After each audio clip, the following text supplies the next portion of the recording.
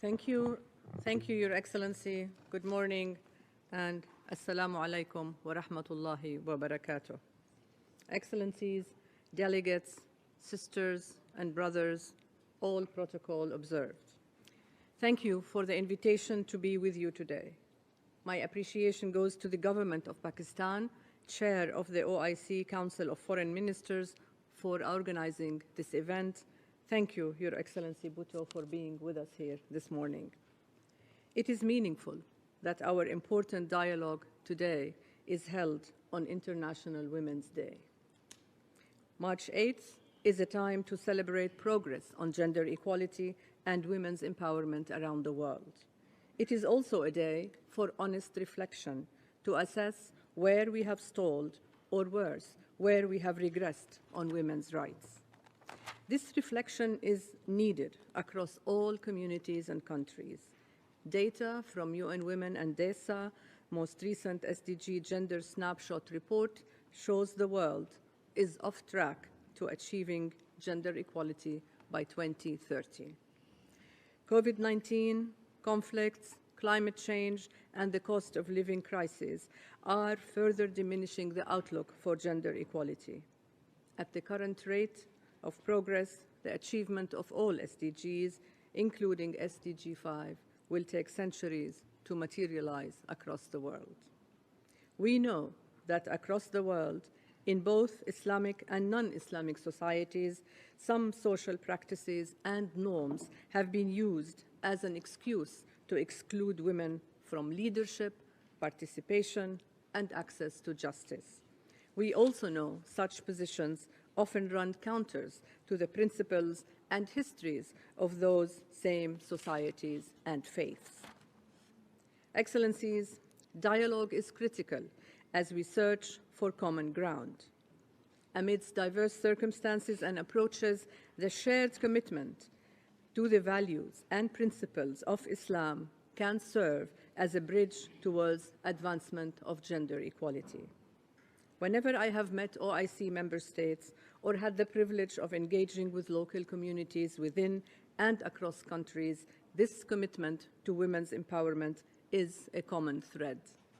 The commonality is a profound hope for a brighter future, a future that is premised on the equal participation of women and girls and on the fulfillment of all their rights.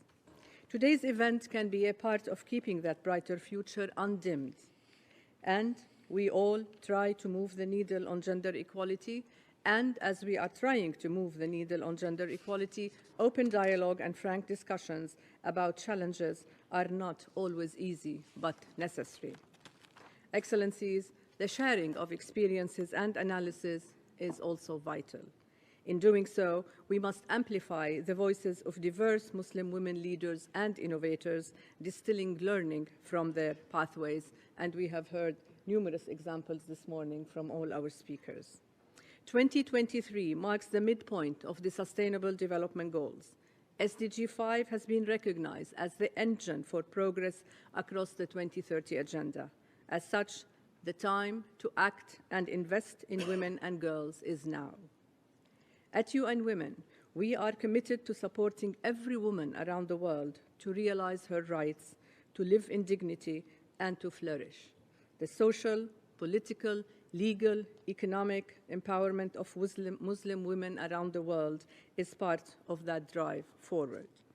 And here, please allow me to echo the words of His Excellency, the Foreign Minister, on the plights of women, in particular in Afghanistan.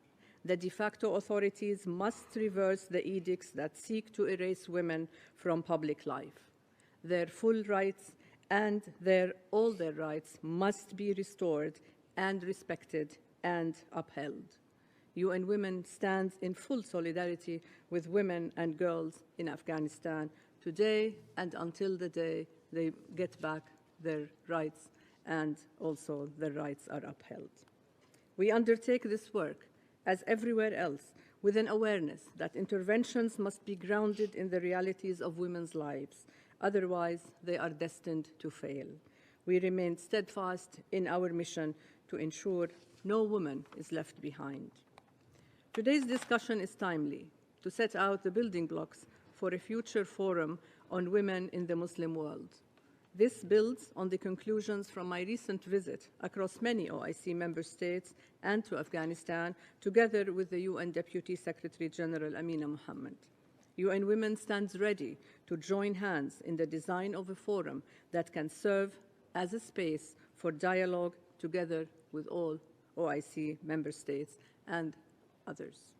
I look forward to the outcomes of today's discussion as well as continued engagement with you. Thank you again for your kind invitation. Wassalamu alaikum.